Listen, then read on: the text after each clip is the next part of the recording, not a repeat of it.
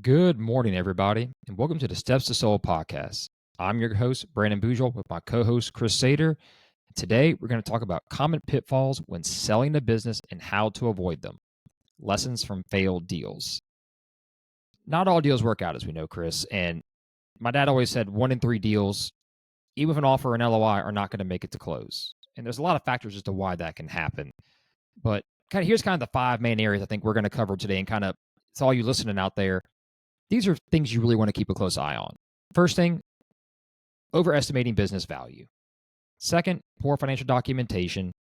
3, relying on one buyer. 4, keeping a sale secret from key employees. And then 5, rushing or delaying the deal. Statistically, I mentioned 1 in 3 don't make it from an offer standpoint, but just in the general market, Chris, you've got some good statistics. How many businesses that go to market per se don't sell? Yeah, it's a large percentage, right? We've seen reports that many businesses listed for sale never actually sell. You've seen that number, right? I've seen reports anywhere from 75% up to 90%. I don't know Absolutely. what I don't know what the number is, but whatever it is, it's never low, right? It's always a high number. It's always a high percentage. I think these types of statistics they underscore how many businesses owners fail to properly prepare their businesses for sale, right? I think a lot of it comes from asking too much. We see that on all the business for sale websites, these super high multiples for low cash flow. But I think a lot of it is a failure to sell a business is 99% in the upfront work that needs to be done. And we're going to go into that. I don't want to dive too much in here in our introduction, but yeah, 75 to 90% of businesses is kind of the estimate that I see across the board. And I don't think you're wrong. And I think a lot of it too, for context for some people, is there are a lot of one-man shop operations that just aren't going to sell because it's hard to transfer that. We've talked about that in other podcasts you can go back and listen to if you've been following us. Those are much harder to sell, one-man operations. But that being said, the biggest, I think, obstacle everyone faces, and probably the most common issue, is overestimating business value, our first key topic. If you're not priced right, you're not going to sell, period. People just don't want to overpay. Cash flow has to support debt service. And when you overestimate the value going to market, you're limiting your buyer pool, and it doesn't make sense. So first off, we always say, get the correct valuation. And you mentioned starting with the first part is most key, which is getting the proper homework done before you go to market to set the proper price. It doesn't mean you can't ask a premium price. It doesn't mean you can't want to be in that higher stratosphere, but you can't be overpriced. And there's a difference there. It might be fine language I'm using, but there is a difference. So, first thing is we talked about is dangers of relying on your gut feeling what it's worth versus market data. How many owners do we see, Chris, say, I know my business is worth $1 million, right? I just know. And it's like, buddy, you're cash flowing 200,000. Market data shows you sell from 4 to 550 at best. So unfortunately, $1 million is not obtainable. You have hard asset value of maybe 200,000 to go with that. So you're asking for an 800,000 blue sky on top of 200,000 cash flow. That in assets, that's not realistic. And I'll let you comment on this because I have my feelings on it. But if you were to overprice it, let's say by 20, 30, 40, even 50%, how long is that business going to sell on the market, even get no traction, let alone any interested parties? Yeah, no, it's going to sit there a while, isn't it? And I always tell my clients or potential clients this, like, we can price it high, but we've got to be in the ballpark. I love the ballpark reference. If we're out of the ballpark, people can't even see us. They don't even want to look at it, right? If you're asking them, if I tell them their business is worth $1 million, can we ask 1.1? Sure. Can we ask 2? No, we cannot. So you're 20 to 30%. Yeah, absolutely. And the reason being, buyers are so sophisticated these days. You've seen it, right? They have all the data in the world. There's so much data out there. They have access to comps that they didn't used to have. And so overvaluing a business with a huge asking price compared to its profitability, that's just a major red flag for buyers. That's just going to make them, they won't even look at the business twice. If the first thing they see is like, hey, this business is overpriced, I don't even need to understand it. I know this seller has unrealistic expectations of what his business is worth. Absolutely. And that goes back to our last podcast on, I think, somewhat to using AI for valuations, right? How there's so many holes and there are some flaws in it. And it's some free advice to people. When you go on Biz Buy Sell or any house listing for sale site, business for sale site, you can sort by cash flow. You can sort by asking price. And if you go to Louisiana right now, for example, on Biz Buy Sell, you can click on the highest asking price. You'll see some $4 million deals with $400,000 cash flow. That just doesn't make any sense. That's a 10 cap on a 400 cash flow. That's not going to happen. That's completely unrealistic. And you're just shooting yourself in the foot, and you're wasting time, money, and effort to market it. How do you avoid that mistake? You speak with a good broker or good advisor who knows how to run a cash flow multiple, can pull market comps that can give you realistic expectations, and also run a proper adjusted SDE or EBITDA calculation so that you can get an appropriate multiple. And we've talked about multiples in previous podcasts. You can go check them out, everybody. There is a subjectivity in there. Don't get me wrong. But getting as close as you can, like you said, in the ballpark is so important. Because if you're in the ballpark, people will come check you out. They'll come, like they say, Field of Dreams. If you build it, they will come. Or if you come, they will build it. Same thing here. If you're in the ballpark, people are going to want to come and have a conversation. If it's not, they're really not going to be interested. And you're going to sit there and become that dead listing online that everyone's seen up there for 6 months that nobody wants to talk to. It becomes almost like a fatal flaw. Everybody sees something's wrong with it. Well, one, it's overpriced, and two, there's probably something else going on that you won't budge off your price. Yeah.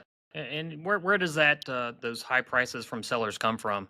I've got two theories. One is emotional attachment, right? Absolutely. The emotional attachment, they just inflate the perceived value. This business is worth everything to me. And where does that come from? It becomes from they believe their intangible value for their sweat equity. Hey, I've put 20 years into this business, and I don't care if it makes 100,000 or 200,000. It's worth 2 million to me because that's all. That's what I want to walk away from. Well, that's great, and I understand the concept of that. But buyers aren't going to look at it the same way. They're looking at it from a return on investment, and if yours isn't right there comparable to all the other returns on investment, they're going to look at other opportunities. So you've got to be in that ballpark. And that's why I love that reference. No, it's true. And I think we don't ever mean to be hard on people about their sweat equity. It takes a lot to get a business running. So many fail in the first 3 years. Something like 90% fail in the first 3 years. We see that all the time. People coming to us in a distressed situation looking to get out because they've sunk $500,000 into a lease space and they don't know what to do. And often the cash flow doesn't support the value to get that build out back out. They may be getting $300,000 at best on that $500,000 investment, but you're getting off the lease, a bunch of other issues, but that happens far too often. And I think it leads to our next issue about overpricing, and that's poor financial documentation. If your numbers aren't good, and you don't prepare everything, and you don't have clean books, you don't have a CPA involved, or a bookkeeper, somebody helping you keep track of your books, especially the bigger you get, a controller, it's going to be hard to pull that data when it's time to do the valuation. And it's going to hinder a person like ourselves from doing our work, but also you as an owner. What are you really making? It's going to hurt you to obtain your best selling price. Maybe you don't overvalue it, but say there's a cash component. You're like, well, I should get paid so much because of my cash component. Well, it's not on the books. So that person can't get financing. We've discussed that in previous episodes. So you may ask a big price, but now debt service can't meet it based on the presented cash flow. Or it's presented cash flow, but you can't back it up with documentation. So now you're hurting yourself. So now you're asking a price that you can't prove the cash flow to support it. Thus, you're going to scare off good buyers too. Another way to sit on the market a long time and not sell. And it also erodes buyer trust. It's a massive red flag every buyer is warned for. Look for good, clean financials. I mean, I don't know how many times we can stress clean financials, but we're going to say it again. If you're listening, clean financials. Get the cash report if you have that too. Yeah, and absolutely. even just having a good bookkeeper, keep everything straight. We had a deal where they were putting gross sales on their books as, let's say it's 800,000, for example. 20% of that was grant income coming in, not identified, which is not gross sales, mind you, not even listed as other income on P&Ls, on balance sheets, on anything. And so you're running the backwards math, and it's like, this doesn't add up. How are they making the money on what they're bringing in from their services provided? And you talk about kill a deal. We're from getting almost asking price to do some due diligence to you're worth barely anything except your hard asset value. Because you're not supporting your cash flow at all, and your numbers are grossly off. And a lender's now saying, I won't even touch the business. I can't tell what's on here now. There's commingled funds from different rents and different other organizations into this S corp that you didn't disclose. I mean, you talk about kill yourself. That's a good one. Yeah. What I see most often is that poor financials, you can get started with them, right? We may not uncover them. The buyer may not uncover them immediately. but it's going to lead to seller Mm-hmm. frustration later in the deal process. And here's what I mean by that. Most buyers are going to do a deep dive on due diligence, right? They're going to And they dive into should. the financials, but we've already got the process well and underway by the time they get to that part. So when they start uncovering all those errors or miscategorizations of revenue, they're going to have a valid reason for wanting to renegotiate the deal. And Mm-hmm. that's gonna lead to the seller frustration. This is the most common place I see deals fall apart, is why does he I wanna agree. take that $1,000,000 offer and lower it to 600,000? Well, he found out $150,000 of revenue was belonged in the wrong year or was duplicated and all these different Mm-hmm. things. And that's my, experience is that's when that comes into play. Listen, you and I, we start the process, we look at the financials, but we're not doing Q of E's. We're not doing a deep dive audit. That's not what we do. We're not CPAs. We're going to try and identify some errors if we see them. Mm-hmm. But it's when that first buyer comes through the door, makes a great offer, and they dive in. That's when you'll really see where you need it clean financials, like you talk about. Absolutely. And how many times in the QV, and we'll touch more on this a little bit later, is that they say, hey, revenue is put in the wrong year. Well, now we based the business on the multiple of 3 times. Well, now that revenue shifts to the cash flow or EBITDA number. Now that multiple can be off by 100, 200, $300,000, just like that. Just for a simple accounting error or a way you're not keeping your books clean. And then the owners, well, I don't want to make that adjustment. It's like, well, if we all agree this is how we're going to value the business, and now the books are truly being, really dug into, how would you feel if you were a buyer? How would you feel if you were going to buy a house, Chris, and they told you this was a 4,000 square foot house, and the real estate agent said, yeah, it's about 4,000, and you dove in, and all of a sudden it's 3,800, and you paid it X dollars per square foot, right? Would you Right. not want to renegotiate the price? Yeah. No, I absolutely. mean, absolutely. It's the same concept. It hurts and it's frustrating, but again, I'll say, keep your books clean. If you're big enough, have a controller, accountant, somebody help you, and just no one expects perfect books. Let me rephrase it. No one expects it to be perfect. It's not a publicly traded company, audit financials. But the cleaner, the better. Yeah. The cleaner, the better. And Absolutely. that kind of leads us into our next topic. Let's say you've done your books right, you've priced it well. Not every business has multiple buyers. Some industries have more than others. We've mentioned HVAC, plumbing, business service based opportunities. Restaurants have fewer at times. Special niches sometimes don't have a big buyer base. There's not many strategics that want to purchase you. But relying on one buyer can be risky. And sometimes you have to rely on the one buyer. Let's not be hypocritical here, but sometimes you only get 1 or 2 really good buyers. So when that one buyer comes in and maybe they find a document flaw, don't be afraid to be flexible with them. You don't have to give your business away. You don't have to hand over all your hard work, but understand what's really there. That this is a buyer after, let's say, 8 months on the market is offering you 90% of your asking price with good terms, financing for cash at close. If they want to renegotiate 2% because there's a problem and a legit gripe, be flexible with them, work with them, find a creative way. We do that all the time to work that number out to get to that point. Maybe it's some seller financing. Maybe it's some other workarounds, a salary. There's plenty of ways we can skin the cat. We've talked about that in other podcast episodes, so go check those out. But don't get your hopes up either. Don't just hope that one strategic equity group is going to come and give you the dream parachute, right? That this is the dream deal. That my buddy got this multiple, so I'm getting it too. Don't hope for that. I know you've got a good story on this. I'll let you tell that anecdote because it's a perfect tie into what we just said. Yeah. So, you talk about working with just one buyer. If you get at some point in the deal, you're going to have to work with Narrow just it one buyer, down. right? Right. Because Mm-hmm. you signed an LOI and almost all buyers want exclusivity. They're about to spend a lot of their time. They're about to spend a lot of their money. So Mm-hmm. they're going to lock you down. But before you get to that point, you need to be working with as many buyers as possible, not dragging out each one a little bit, but Mm-hmm. you don't need to be in a hurry, I guess, to get back with each one. Because here's a typical story of what can happen if you're left with one buyer and you don't have anybody else left on the sideline to kind of work with. Got a deal that I was working on, was taking a long time. Buyer finally got financing, right? Working with his Mm-hmm. bank, and the bank, it really comes down to the bank. They said, hey, we're not going to be able to fund as much as we thought we could. You need to ask the seller for another $200,000 of Mm-hmm. seller financing. We were already doing $500,000 of seller financing. This was a really large deal, so that it was minor in comparison to the deal. But the seller, my client, they were at their max. They're like, no, I'm not doing any more seller financing. Mm-hmm. And these were buyers who had cash, right? They should have pumped in the $200,000 themselves if that's what they needed to do. We just hit a roadblock. And you mentioned that work with that 2%. We'd already worked with so many things along the way, right? Mm-hmm. We'd already put out so many And have fires there and been some documentation renegotiated. issues? Yeah, Have yeah. there And been this some? was Yeah, like, exactly. So there you yeah, go. yeah, this was week of the deal, right? So it was almost a little bit too late to be asking this, and seller's mindset was pretty much sealed in. I'm not doing anything more. Mm-hmm. So what we quickly did though, okay, we didn't make a deal happen. We pivoted back to previous buyers that had been interested.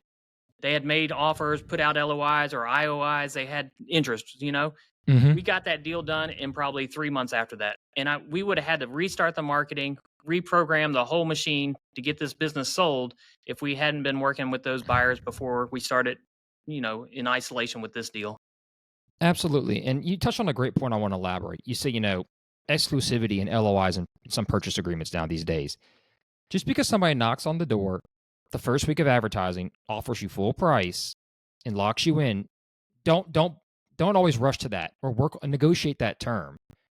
Because now you're locking yourself to this one buyer who hasn't seen enough to give you a real LOI, a real understanding of what you've got.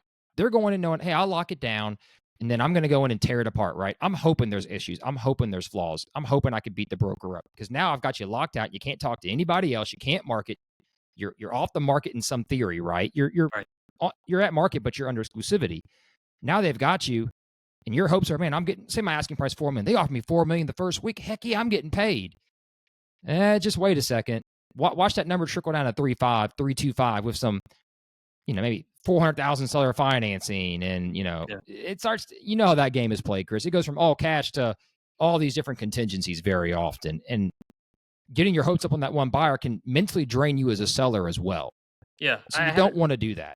I have the hardest time kind of keeping my seller's expectations when that offer comes through the door because I try to, this may not be our buyer.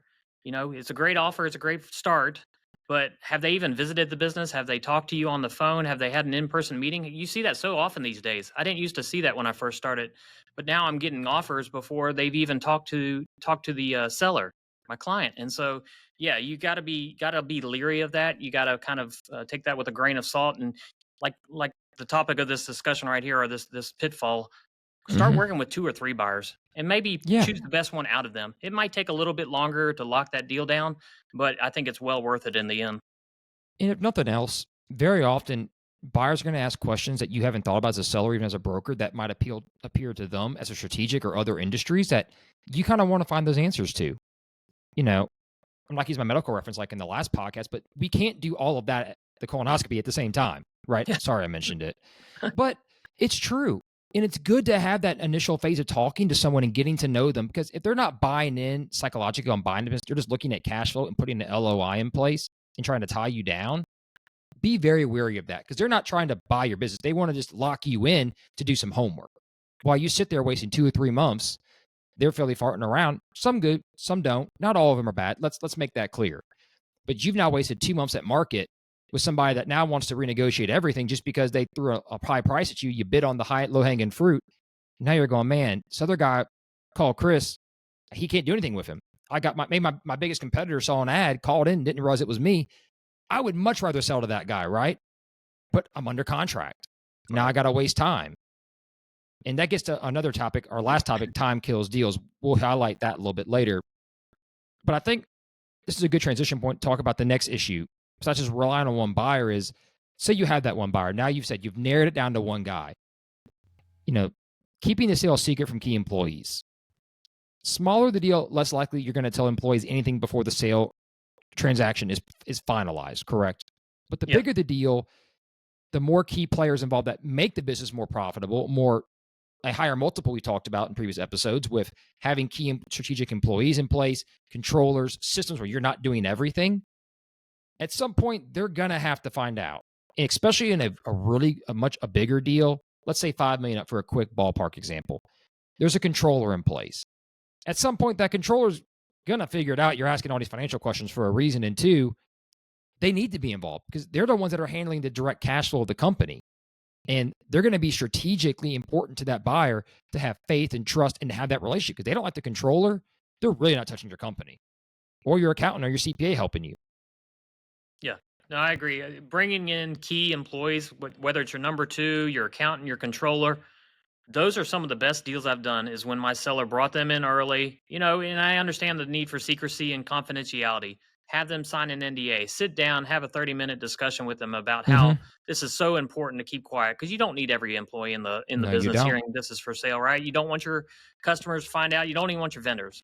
So, but it's No. important to bring them in because you don't know everything as the seller. You don't know the financials. Yeah, you get reports from your controller and your accountant, but they're the ones who are going to be able to provide the information that the buyer is looking for. They're going to want the QuickBook or the Sage Mm-hmm. reports, and it's going to be month of comparison. And if unless you know how to produce all that on your own, you asking them for these reports for the first time ever in your 20-year career, they're going to start wondering, hey, why does he need these P&Ls and balance sheets dated? Because we need a lot of information to get your business sold. So yeah, bring them in early, lock them down on NDAs, but have that discussion and get the process started. Absolutely. And that's a good thing that you had these people in place because that's going to help you get a better price. You have to relinquish some control as you scale in management to have more functionality and get a better price. And that's a good thing that you did that. But there's also pitfalls to it. Let's talk about the pitfall. I've got two good stories for you. First one, we got a call, the lead on this past Sunday, an architecture firm and construction firm wanting to sell, was doing $1 million in revenue last year. This year, he's got zero. You know why? He told his employees last year he's thinking about selling. And guess what happened? Scattered. Gone. Yep. Now he's got nothing. Yep. And I feel horrible telling people that because there is value in the name and the brand, but he can't get help. Right. They went and immediately found new jobs. And Wow. that's tough. Another story is we had a bar down the Irish Channel, a long time ago, probably 2 decades almost now. And the manager found out from the owner, he's like, yeah, I'm probably selling. I got a buyer. It's about to happen. Well, I worked in this business all the time. I should be the one getting this business. I put all the sweat equity in, right, as a manager. We've heard these horror stories. So right before closing, he rips everything out the bar. This is a well-established location, been around decades. Takes all the FF&E fixtures, rips out the bar, goes down the street, opens his own place, is on the radio talk about he's reopening the bar down the street. He's running it. Everybody knows him because he's the guy behind the bar, yada, yada, yada. Luckily, the buyer took it in stride and said, that's fine, we'll work around it. Legally, they handled it. That's why you don't tell people till it's time. These things can happen. Yeah. You can think you have some of the best employees in the world. You'd be surprised when they think their job security is at stake or money's at stake or they weren't given a fair equity shot. They're gone. For sure. You think it's not going to happen, but it does. It's best to keep it a secret. It's best to lay low until the timing is right. Now, it doesn't mean that you don't at some point let the buyer meet a key employee if necessary. But you make sure, like we said, you have an LOI in place. You've gone through basic due diligence already. You've determined a lot of the key factors. So when it's time to meet the employee, the likelihood of this deal getting done is at the very, very high end, top 80, 90%, right? This is not, we're still kind of figuring out what working capital might be. But let's go meet the key employee. No, Yeah. hang on. There's too many variables here we can't agree on yet to be talking to anybody specifically. Yeah, for sure. And I think it leads to our next point, rushing and delaying the sale. You don't rush along through the process. Time kills deals. That's a well-known adage in any industry. Time kills deals. Things can happen. Natural disasters. The flood of 16 in Louisiana, here in Baton Rouge and surrounding parishes. 90% of Livingston Parish got water. If you had a deal going down and your building never flooded, now you got to get flood insurance. Now you got to remediate. I could go down the list of issues that can happen. Key employees get sick and die. We had that happen in a large deal you were working on. A key employee passed away unexpectedly. Number 2 guy, very important. Yeah. How do you work around that? But I see owners often freak out about, is it too soon to sell? Do I wait too long? We talked about this in previous episodes. There's never a perfect time to sell. There's rarely do you line up with the stars with everything's in the exact right formula to sell. The key is to get as many of the key points ready to go when it's time to sell to maximize your chance of selling. I know that sounds like, you should know that there's always a perfect time. Let's be honest. There's rarely a absolute perfect time. You might get lucky and sell before the next major hurricane hits New Orleans. You might get lucky that you happen to avoid a wildfire in California, right? You just don't know. But when you get in a deal, you need to run your time process. You mentioned earlier about working the amount of buyers coming to the table, not rushing with the first person. We talked not going to exclusivity, trying to find 1, 2, 3 buyers to have those conversations. Make sure you kind of get refined in what makes you comfortable as a seller and as a buyer. Don't rush just because you find the first deal. Take your time. Be serious and be honest and be upfront about your time, what you're doing, but don't rush. There are opportunities out there. You don't need to throw everything in one pot just because it's right in front of you. Yeah. And I think that's why people like working with us and Sunbelt in general is because it's kind of my marketing pitch to get clients, right? Is that we don't charge anything up front. So it's a Yep. risk-free process. You can start the process. We're not asking you for $25,000, $50,000, $100,000 up front for marketing or just to make money.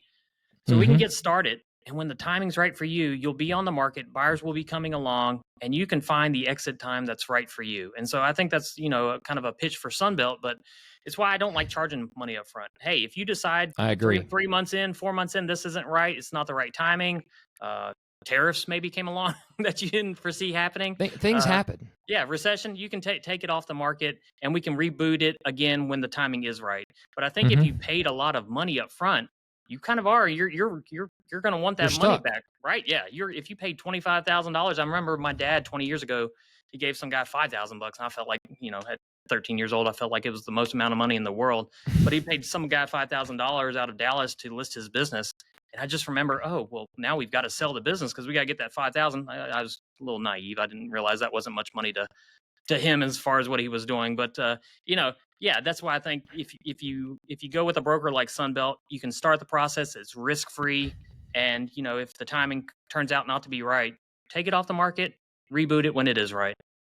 And I'll add to that. You get a proper buyer, and we all know SBA. Let's say you go through SBA loan, which a lot of searchers use these days. They take some time, 2 to 3 months minimum, right? That's just what it's gonna be. There's a fine line between rushing the SBA and delaying the SBA. And I think we need to touch on this because it's a very important issue.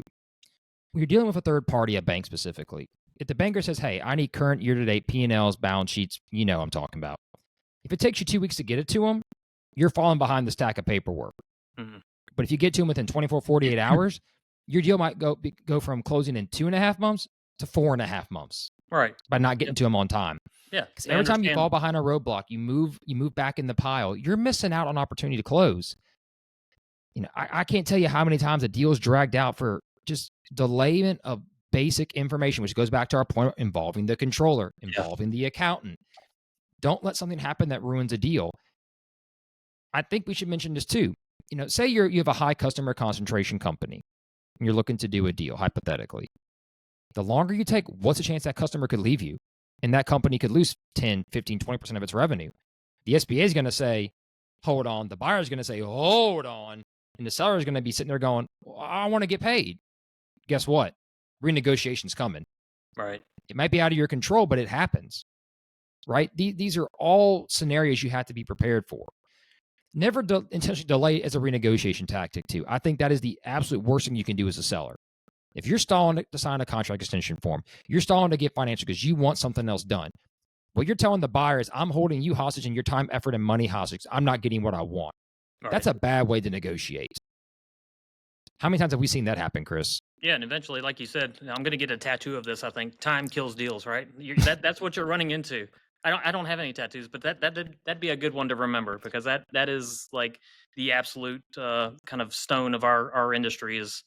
Too much time goes by because either the seller's delaying or the buyer's, delaying on getting financing, whatever. That deal is more likely to fall apart than good deals. Everybody's doing everything they need to do.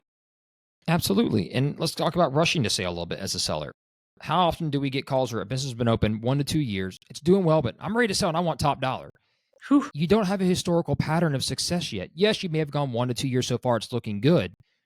But SBA wants 3 years of records minimum. Yeah. So you're hindering yourself going to market trying to get a price you can't confirm you can sustain through any real issues. Nothing's better than a 30-year-old business that survived recessions, natural disasters, economic changes, industry changes, whether internet, digitization. We can go down a list. As a buyer, I'm sure you or seller, you can name 25, 30 things that have happened in the world since you started your company that you've had to adapt to. Right. Don't rush. Don't delay. When we say we need something, remember, we're not saying we need it because, the broker wants something. We're saying it because we're trying to help you keep this process in a proper timeline to get you paid. And for a buyer, nothing's worse than you need the seller to provide something to you and they just don't get onto it. That kills their faith and trust in a deal. And that will cost you more than anything else out there. Not being prepared, not having documentation ready, overpricing your business, rushing, delaying the sale, and not working with key employees appropriately. Not to close out on all 5 main topics, but I think we hit the nail pretty hard on the head there. Yeah, I think you covered it. I think we got it. I mean, if anything, you listen to us today, take those key things to heart. If you have questions, you have comments, you can like this video, share it, comment. You can call us. My name is Brandon Bourgeois, 225-201-0202. Chris Sater, give him your cell. 318-525-7349. When you call those numbers, you talk to us, you talk to our teams. You want to get good advice. We don't, like Chris said, we don't charge upfront money. Let us help you prepare. Don't sit around waiting 3 more years and not being where you want to be. And on that note, we thank you for listening. This is the Steps to Sold podcast. We will see you next week. Have a good one. Bye-bye. Take care, Chris.